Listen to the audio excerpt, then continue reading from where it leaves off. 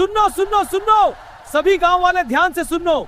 जो कोई भी महाराज के 3 प्रश्नों का सही उत्तर देगा, महाराज उसे ढेर सारा धन देंगे। इतना धन कि उसे पूरी जिंदगी कभी मेहनत नहीं करनी पड़ेगी। अरे वाह, हमें भी प्रतियोगिता में जाना चाहिए। हम भी चलेंगे। शाबाश, तुम सब जाओगे। ये बात गांव की एक लड़की लीला सुन लेती है। वो मन ही मन सोचती है, ये तो बहुत अच्छा मौका है, मुझे भी राजमहल जाना चाहिए। अगर मैं अपनी बुद्धि से यह परीक्षा जीत गई तो हमारा जीवन बदल जाएगा। मुझे तुरंत ही दीदी से बात करनी होगी। रमा दीदी, आप कहाँ हो? जल्दी से मेरे साथ राजमहल चलो। क्या हुआ? राजमहल क्यों जाना है? वहाँ क्या करना है? महाराज ने एक प्रतियोगिता रखी है। अगर कोई महाराज की 3 पहेलियों का जवाब दे देगा, महाराज उसे ढेर सारा धन देंगे। नहीं मालती, अगर हम जवाब नहीं दे पाए तो महाराज हमें सजा दे देंगे। सच में? मैं हूं ना साथ, मेरा दिमाग बड़ा तेज है। हमारी सारी गरीबी मिट जाएगी। चलो अब जल्दी चलो। ठीक है चल, तू नहीं मानेगी, हम तो वैसे भी अनाथ और गरीब हैं। दोनों बहनें राजमहल की ओर निकल पड़ती हैं। राजमहल पहुंचते ही सभा लगी आगे होती सभी। है। तो कौन इस प्रतियोगिता को अपने दिमाग से जीतकर धन पाना चाहता है? महाराज, मेरा दिमाग तेज है, मैं इस प्रतियोगिता में भाग लेना चाहती हूँ। ये कोई साधारण प्रतियोगिता नहीं है। जीतने वाले का विवाह राजकुमार से किया जाएगा और जो हार जाएगा उसको उम्र भर दासी बनकर रहना होगा। अरे बोलो, कुछ बोल क्यों नहीं रही हो? और तुम बताओ, क्या इस खेल में भाग लोगी? हाँ महाराज, हम दोनों ही इस प्रतियोगिता में भाग लेंगे। ठीक है, जो कल हमारे पास सबसे कीमती चीज लाएगा वो प्रतियोगिता जीत जाएगा। सभी लोग राजमहल से लौट जाते हैं। रास्ते में रमा सोचती है, अब क्या करूं? राजा को सबसे कीमती चीज क्या दूं? वह खुद राजा है, उसके पास तो सब कुछ है। मेरे पास तो धन भी नहीं। मैं कौन सी कीमती चीज लेकर जाऊं? मैं राजा को ऐसा क्या दूं जिसकी कोई कीमत ना हो, पर वो सबसे मूल्यवान भी हो? वो सोच ही रही होती है कि मालती कहती है, दीदी तुम घर जाओ, मुझे कुछ काम है, मैं थोड़ी देर बाद आती हूँ। इतना कहकर मालती वहां से निकल जाती है। वह मन में सोचती है, अब मुझे अपनी चाल चलनी होगी। दीदी को मैं जीतने नहीं दूंगी। मैं ऐसा तोहफा दूंगी जो राजा को सबसे ज्यादा पसंद आए।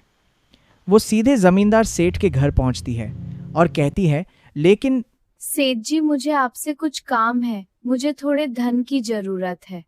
किस लिए? राजा ने प्रतियोगिता रखी है, जो जीतेगा उसे ढेर सारा धन मिलेगा। इससे मेरा क्या फायदा होगा? अगर मैं प्रतियोगिता जीत गई तो मैं उस धन में से आधा आपको दे दूंगी। ठीक है, मैं तुम्हें धन दूंगा, लेकिन अपना वादा मत भूलना। वो मुस्कुराती हुई वहां से निकल जाती है। वो सोचती है, मूर्ख जमींदार चाहता है मैं आधा धन उसे दे दूं। ये तो बस मेरी चाल थी ताकि मैं धन का इंतजाम कर सकूं। मेरी बुद्धि तो सच में कमाल की है। वहीं दूसरी ओर, हे भगवान, मैं क्या करूं? मुझे तो कुछ भी समझ नहीं आ रहा है कि मैं राजा को क्या दूं। तभी एक बुजुर्ग गांव वाला वहां आता है। बेटी क्या हुआ? तू इतनी परेशान क्यों लग रही हो? क्या हुआ बेटी, बताओ मुझे। बाबा महाराज के पास तो सब कुछ पहले से ही है, फिर उन्हें सबसे कीमती चीज क्या दूं? देख बेटी, वो राजा है, उसे धन की जरूरत नहीं है। कुछ ऐसा दे जो उनके दिल को छू जाए। समझ गई। इतना कहकर वो वहां से चला जाता है। अगले दिन दोनों दरबार में जाती है। अच्छा बताओ, तुम दोनों मेरे लिए सबसे कीमती चीज क्या लाई हो? महाराज, मैं आपके लिए अपनी पूरी जिंदगी की कमाई लाई हूँ। इससे कीमती कुछ नहीं है मेरे लिए। ऐसा लगता है तुमने तो अपनी सारी कमाई मुझे दे दी। अच्छा तुम बताओ, तुम क्या लाई? ये लीजिए महाराज, इसमें दुनिया का सबसे कीमती तोहफा मैं वो आपके एक लिए छोटी लाई सी हूँ। पोटली राजा को देती है। राजा पोटली खोलते हैं और हैरान हो जाते हैं। ये क्या लाई हो मिट्टी? हाँ महाराज, मिट्टी ही हमें पालती है, यही हमारी माँ है। इससे कीमती कुछ नहीं है। शानदार तोहफा। मेरी नजर में इसे कीमती तोहफा और कोई नहीं। तुम ही इस प्रतियोगिता की विजेता हो। अगले दिन दोनों दूसरी परीक्षा के लिए राजदरबार में उपस्थित होती है। राजा मंत्री को आदेश देते हैं कि 2 पोटलियां लेकर आए। मंत्री राजा को 2 पोटलियां देता है।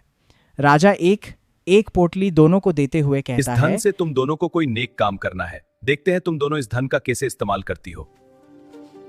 दोनों धन लेकर दरबार से बाहर निकलती है। मालती वो पोटली लेकर गांव के चौपाल पर चली जाती है। फिर मालती पूरे गांव में नकली सिक्के बांट देती है।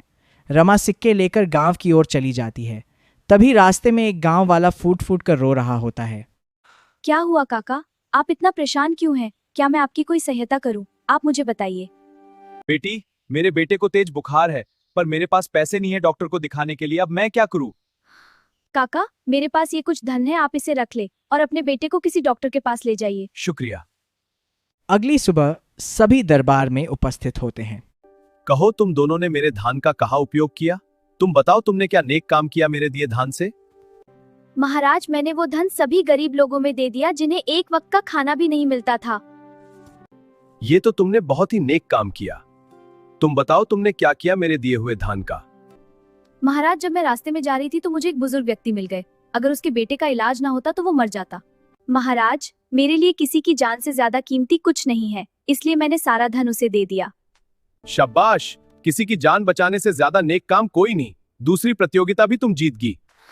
ठीक है, कल तीसरी प्रतियोगिता होगी। कल तुम दोनों एक जादुई कटोरे से पानी पियोगी और जिसके मन में लालच नहीं होगा उसके होंठ नीले हो जाएंगे। अब मालती सोचती है, ये तो जादुई कटोरा है, मुझे तांत्रिक बाबा के पास जाना होगा। वह रात में जंगल में एक कुटिया में जाती है जहां एक बाबा ध्यान में बैठे होते हैं। वह कहती है, बाबा, मेरी सहायता कीजिए, मैं बहुत दुखी और गरीब हूँ। कल प्रतियोगिता मुझे जीतना है। मुझे कुछ ऐसा दीजिए जिससे जादुई प्याले का असर मुझ पर ना हो। रानी बन जाने के बाद मैं आपको आधा राज्य दे दूंगी। ठीक है, ये लो, इसको जादुई कटोरे में मिला देना, फिर जादुई कटोरे का असर तुम पर नहीं होगा। फिर वो भभूत लेकर आ जाती है। वह सोचती है, मैंने तो इस तांत्रिक को भी बेवकूफ बना दिया, राज्य का लालच देकर काम निकलवा लिया। सच में मेरी बुद्धि बेमिसाल है। अगले दिन अगली सुबह दरबार में सब उपस्थित होते हैं। उन दोनों के बीच में जादुई प्याला रखा होता है। तो तुम दोनों तैयार हो? याद रखना, जिसका मन में लालच नहीं होगा उसके होंठ नीले हो जाएंगे। मालती छुपाकर प्याले में तांत्रिक की भभूत डालकर पानी पी लेती है। उसके होंठ नीले पड़ जाते हैं, जबकि रमा के होंठ वैसे ही रहते हैं। मालती बहुत खुश होती है, पर तभी राजा रमा को विजेता घोषित कर देते हैं। मालती हैरान हो जाती है। मालती कहती है, पर महाराज, होंठ तो मेरे नीले पड़ गए, यानी कि मैं ही विजेता हूँ। हमने लालची को पकने के लिए झूठ बोला था। या कोई जादुई प्याला नहीं है, साधारण प्याला है। इसलिए तुमने प्याले में कुछ मिलाकर पी लिया और तुम्हारे होंठ नीले पड़ गए। इसका मतलब तुमने झूठ बोला। तुमने हमें धोखा दिया है। सिपाहियों, इसे जेल में डाल दो, यह एक धोखेबाज है। महाराज, इसकी गलतियों के लिए मैं आपसे माफी चाहती हूँ। ये मेरी बहन है, मेरा इसके अलावा इस दुनिया में कोई नहीं। जल्दी ही राजकुमार और रमा की शादी की तैयारी शुरू की जाए। इनका विवाह कल ही किया जाएगा।